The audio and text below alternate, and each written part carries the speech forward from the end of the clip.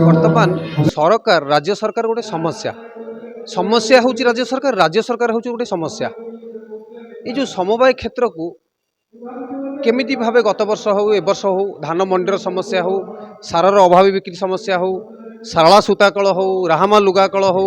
ये जिते भी समस्या रही राज्य सारा और आम जिले में ये समस्त समस्या घेर सरकार कुंभकर्ण निद्रा शोची तेणु सरकार को जागृत करने एवं ये समवाय क्षेत्र को जिले में आहुरी इफेक्टिव करने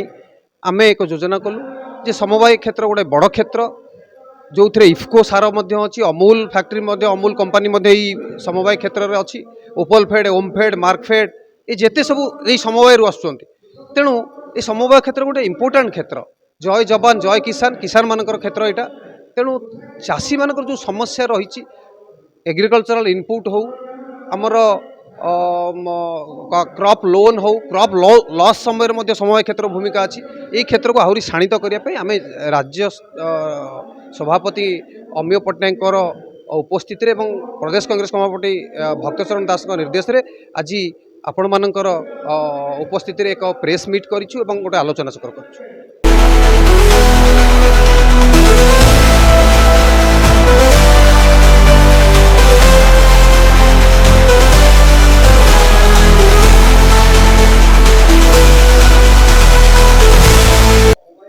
समवाय संस्था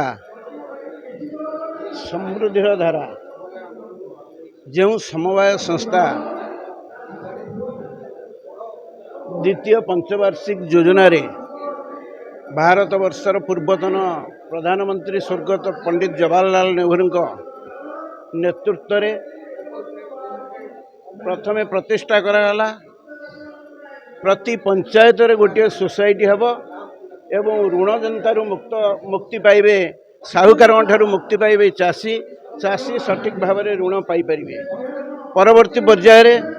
चाषी मैंने जिते असुविधा भोग कले उचित मूल्य पाइले नहीं सुना मूल्य हो पाइला किंतु धान मूल्य हो पाइलानी से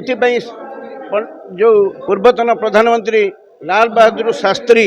जय जवान जय किसान नारा जी देते से एमएसपी सूत्रधार एमएसपी मिनिमम सपोर्ट प्राइस प्रथम प्रतिष्ठा कराला।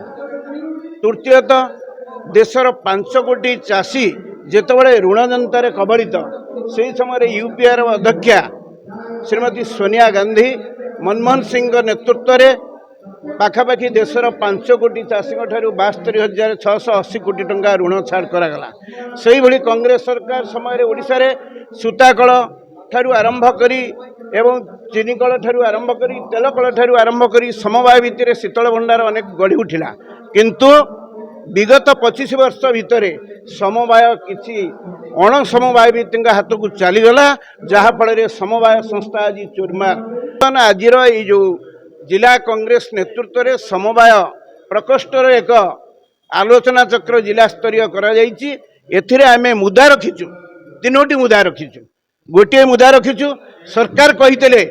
58टी सब डिविजन 58टी शीतल भंडार करेंगे। जगतसिंहपुर थिबा गोपबंधु जो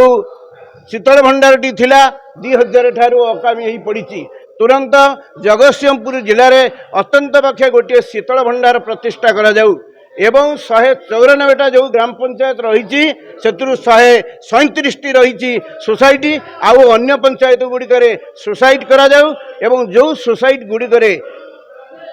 चाषी हंतसंत होती धान बिक्री करना विभिन्न प्रकार सुविधा सुजोग वंचित रहउछंती सेमानक प्रति सरकार तुरंत तीक्ष्ण दृष्टि दियंतु नचेत जिला कांग्रेस नेतृत्व में समवाय प्रकोष्ठ पक्षर आम प्रत्येक पंचायत समिति सम्मुखें आंदोलन को दुर्बार करूँ।